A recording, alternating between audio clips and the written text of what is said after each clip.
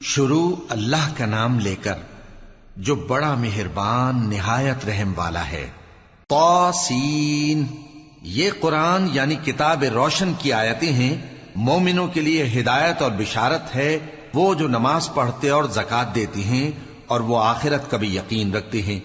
جو لوگ آخرت پر ایمان نہیں رکھتے، ہم نے ان کے اعمال ان کے لیے آراستہ کر دیے ہیں تو وہ بھٹکتے پھر رہے ہیں۔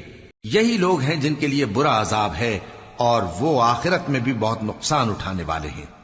اور تم کو یہ قرآن اس حکیم و علیم کی طرف سے عطا کیا جاتا ہے۔ جب موسیٰ نے اپنے گھر والوں سے کہا کہ میں نے آگ دیکھی ہے، میں وہاں سے رستے کا پتہ لاتا ہوں یا کوئی شعلہ یعنی ایک انگارہ تمہارے پاس لاتا ہوں تاکہ تم آگ تاپو۔ جب موسیٰ اس کے پاس آئے تو ندا آئی کہ وہ جو آگ میں تجلی دکھاتا ہے بابرکت ہے، اور وہ جو آگ کے ارد گرد ہے، اور اللہ جو تمام عالم کا پروردگار ہے پاک ہے۔ اے موسیٰ، میں اللہ ہوں، عزت والا، حکمت والا، اور اپنی لاٹھی ڈال دو۔ سو جب اسے دیکھا تو اس طرح حرکت کر رہی تھی گویا سانپ ہے، تو پیٹ پھیر کر بھاگے اور پیچھے مڑ کر نہ دیکھا۔ فرمایا، اے موسیٰ، ڈرو مت، میرے پاس پیغمبر ڈرا نہیں کرتے۔ ہاں، جس نے ظلم کیا پھر برائی کے بعد اسے نیکی سے بدل دیا تو میں بخشنے والا مہربان ہوں۔ اور اپنا ہاتھ اپنے گریبان میں ڈالو، بے عیب سفید و روشن نکلے گا۔ ان دو معجزوں کے ساتھ جو 9 معجزوں میں داخل ہیں فرعون اور اس کی قوم کے پاس جاؤ کہ وہ بدکردار لوگ ہیں۔ پھر جب ان کے پاس ہماری روشن نشانیاں پہنچیں تو کہنے لگے یہ کھلا جادو ہے، اور بے انصافی اور غرور سے ان کو ماننے سے انکار کیا، جبکہ ان کے دل ان کو مان چکے تھے۔ سو دیکھ لو کہ فساد کرنے والوں کا انجام کیسا ہوا۔ اور ہم نے داؤد اور سلیمان کو علم بخشا، اور انہوں نے کہا کہ اللہ کا شکر ہے جس نے ہمیں اپنے بہت سے مومن بندوں پر فضیلت دی۔ اور سلیمان داؤد کے قائم مقام ہوئے اور کہنے لگے کہ لوگوں، ہمیں اللہ کی طرف سے پرندوں کی بولی سکھائی گئی ہے اور ہر چیز عنایت فرمائی گئی ہے، بے شک یہ اس کا خاص فضل ہے۔ اور سلیمان کے لیے جنوں اور انسانوں اور پرندوں کے لشکر جمع کیے گئے اور پھر ان کی جماعتیں بنائی گئیں، یہاں تک کہ جب چیونٹیوں کے میدان میں پہنچے تو ایک چیونٹی نے کہا کہ چیونٹیوں، اپنے اپنے بلوں میں داخل ہو جاؤ، ایسا نہ ہو کہ سلیمان اور اس کے لشکر تم کو کچل ڈالیں اور ان کو خبر بھی نہ ہو۔ تو وہ اس کی بات سے ہنس پڑے اور کہنے لگے کہ اے پروردگار، مجھے توفیق عنایت کر کہ جو احسان تو نے مجھ پر اور میرے ماں باپ پر کیے ہیں ان کا شکر کروں، اور ایسے نیک کام کروں کہ تو ان سے خوش ہو جائے، اور مجھے اپنی رحمت سے اپنے نیک بندوں میں داخل فرما۔ اور جب انہوں نے پرندوں کا جائزہ لیا تو کہنے لگے کیا سبب ہے مجھے ہدہد نظر نہیں آتا؟ کیا کہیں غائب ہو گیا ہے؟ میں اسے سخت سزا دوں گا یا ذبح کر ڈالوں گا یا میرے سامنے اپنی بے قصوری کی واضح دلیل پیش کرے۔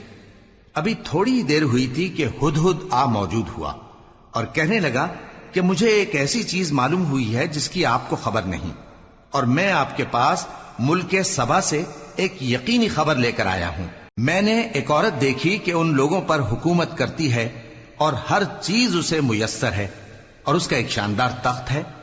میں نے دیکھا کہ وہ اور اس کی قوم اللہ کو چھوڑ کر آفتاب کو سجدہ کرتے ہیں، اور شیطان نے ان کے اعمال انہیں آراستہ کر دکھائے ہیں اور ان کو رستے سے روک رکھا ہے، پس وہ رستے پر نہیں آتے، اور نہیں سمجھتے ہیں کہ اللہ کو جو آسمانوں اور زمین میں چھپی چیزوں کو ظاہر کر دیتا اور تمہارے پوشیدہ اور ظاہر اعمال کو جانتا ہے، کیوں سجدہ نہ کریں؟ اللہ کے سوا کوئی عبادت کے لائق نہیں، وہی عرش عظیم کا مالک ہے۔ سلیمان نے کہا اچھا، ہم دیکھیں گے تو نے سچ کہا ہے یا تو جھوٹا ہے۔ یہ میرا خط لے جا اور اسے ان کی طرف ڈال دے، پھر ان کے پاس سے ہٹ جانا اور دیکھنا کہ وہ کیا جواب دیتی ہیں۔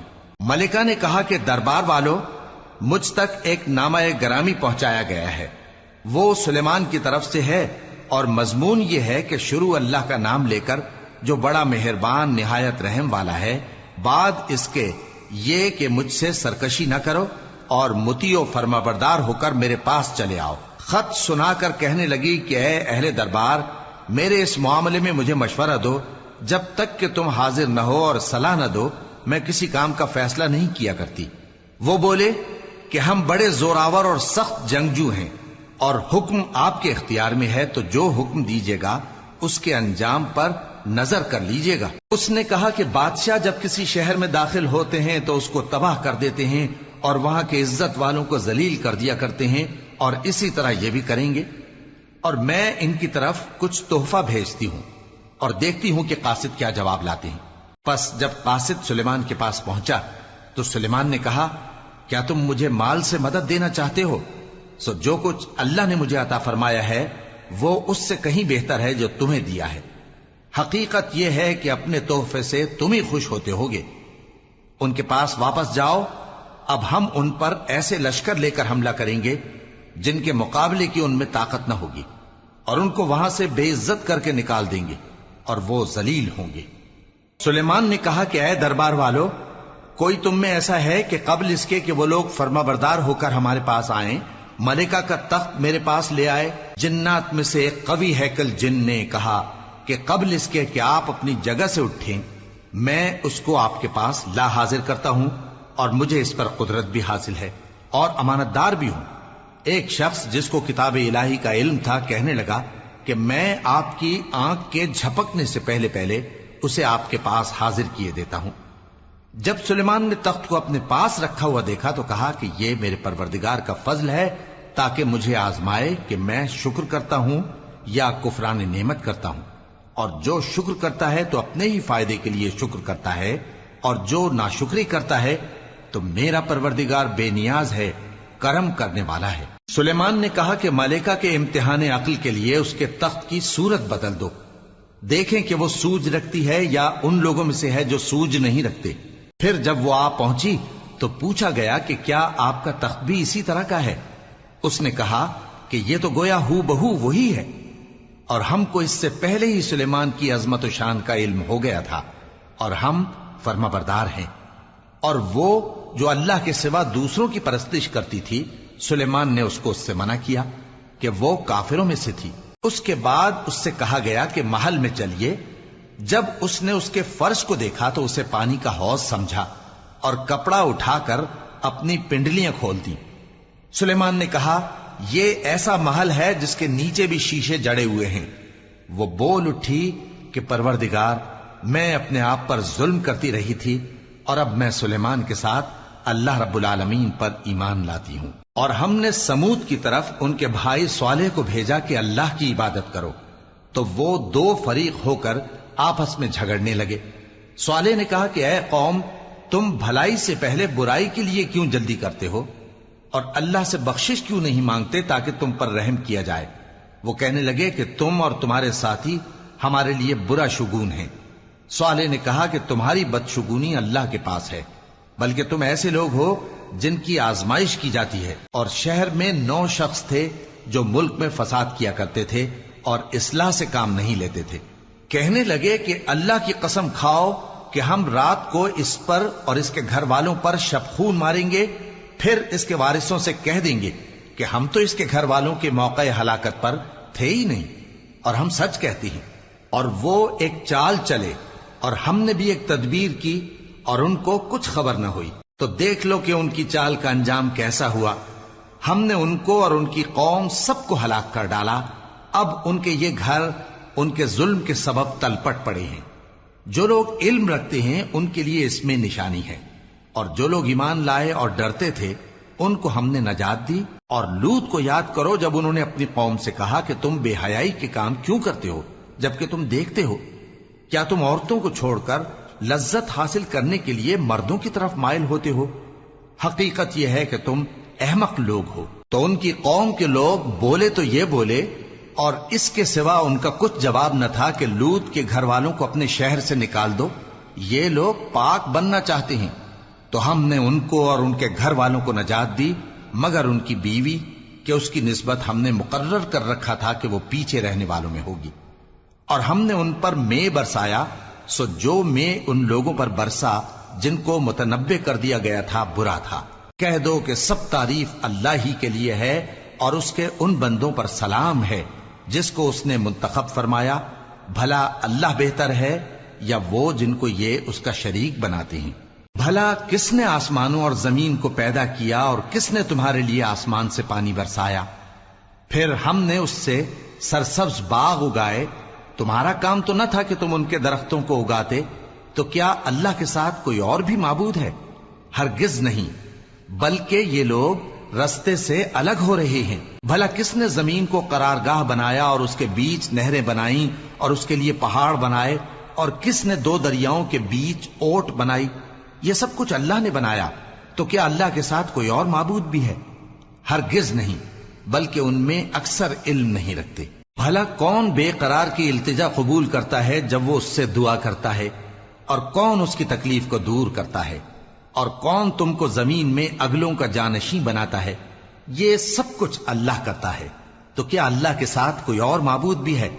ہرگز نہیں، مگر تم بہت کم غور کرتے ہو۔ بھلا کون تم کو جنگل اور دریا کے اندھیروں میں رستہ بتاتا، اور کون ہواؤں کو اپنی رحمت کے آگے خوشخبری بنا کر بھیجتا ہے؟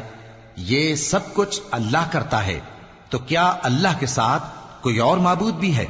ہرگز نہیں۔ یہ لوگ جو شرک کرتے ہیں، اللہ کی شان اس سے بلند ہے۔ بھلا کون خلقت کو پہلی بار پیدا کرتا پھر اس کو دوبارہ پیدا کرے گا؟ اور کون تم کو آسمان اور زمین سے رزق دیتا ہے؟ یہ سب کچھ اللہ کرتا ہے، تو کیا اللہ کے ساتھ کوئی اور معبود بھی ہے؟ ہرگز نہیں۔ کہہ دو کہ مشرکو، اگر تم سچے ہو تو دلیل پیش کرو۔ کہہ دو کہ جو لوگ آسمانوں اور زمین میں ہیں اللہ کے سوا غیب کی باتیں نہیں جانتے، اور نہ یہ جانتے ہیں کہ کب زندہ کر کے اٹھائے جائیں گے، بلکہ آخرت کے بارے میں ان کا علم ختم ہو چکا ہے، بلکہ یہ اس کی طرف سے شک میں ہیں، بلکہ یہ اس سے اندھے ہو رہے ہیں۔ اور جو لوگ کافر ہیں کہتے ہیں کہ جب ہم اور ہمارے باپ دادا مٹی ہو جائیں گے تو کیا ہم پھر قبروں سے نکالے جائیں گے؟ یہ وعدہ ہم سے اور ہمارے باپ دادا سے پہلے سے ہوتا چلا آیا ہے، کہاں کا اٹھنا اور کیسی قیامت؟ یہ تو صرف پہلے لوگوں کی کہانیاں ہیں۔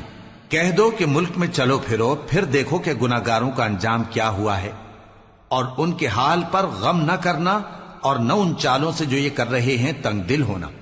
اور کہتے ہیں کہ اگر تم سچے ہو تو یہ وعدہ کب پورا ہوگا؟ کہہ دو کہ جس عذاب کے لیے تم جلدی کر رہے ہو شاید اس میں سے کچھ تمہارے نزدیک آ پہنچا ہو، اور تمہارا پروردگار تو لوگوں پر فضل کرنے والا ہے، لیکن ان میں سے اکثر شکر نہیں کرتے۔ اور جو باتیں ان کے سینوں میں پوشیدہ ہوتی ہیں اور جو کام وہ ظاہر کرتے ہیں، تمہارا پروردگار ان سب کو جانتا ہے۔ اور آسمانوں اور زمین میں کوئی پوشیدہ چیز نہیں ہے مگر یہ کہ وہ ایک کتاب روشن میں لکھی ہوئی ہے۔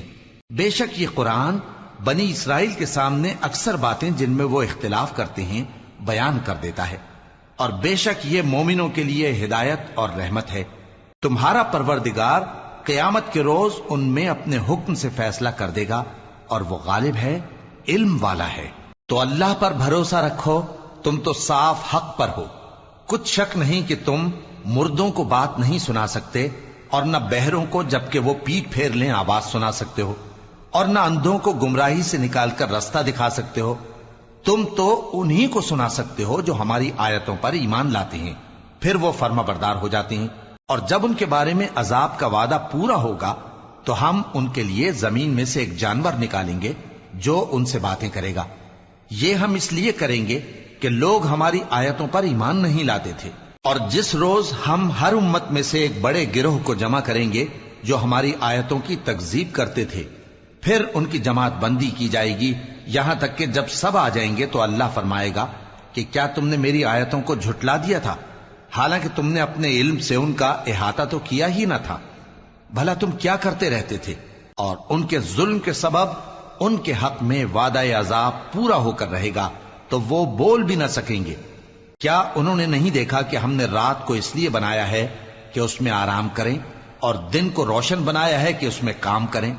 بے شک اس میں مومن لوگوں کے لیے نشانیاں ہیں۔ اور جس روز سور پھونکا جائے گا تو جو لوگ آسمانوں میں اور جو زمین میں ہیں سب گھبرا اٹھیں گے مگر وہ جسے اللہ چاہے، اور سب اس کے پاس عاجز ہو کر چلے آئیں گے۔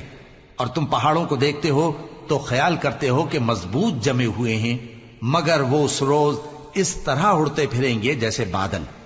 یہ اللہ کی کاریگری ہے جس نے ہر چیز کو مضبوط بنایا، بے شک وہ تمہارے سب افعال سے باخبر ہے۔ جو شخص نیکی لے کر آئے گا تو اس کے لیے اس سے بہتر بدلہ تیار ہے، اور ایسے لوگ اس روز گھبراہٹ سے بے خوف ہوں گے، اور جو برائی لے کر آئے گا تو ایسے لوگ औंधे मुंह दोजख में डाल दिए जाएंगे। तुमको तो उन्हीं अमाल का बदला मिलेगा जो तुम करते रहे हो। कह दो, मुझको यही इरशाद हुआ है कि इस शहर मक्का के मालिक की इबादत करूं जिसने इसको मुहतरम बनाया है और हर चीज उसी की है, और मुझे यह भी हुक्म हुआ है कि मैं फर्माबरदार रहूं और यह भी कि कुरान पढ़ा करूं। अब जो शख्स राह रास्त इख्तियार करता है तो अपने ही फायदे के लिए इख्तियार करता है, और जो गुमराह रहता है तो कह दो कि मैं तो सिर्फ खबरदार करने वाला हूं।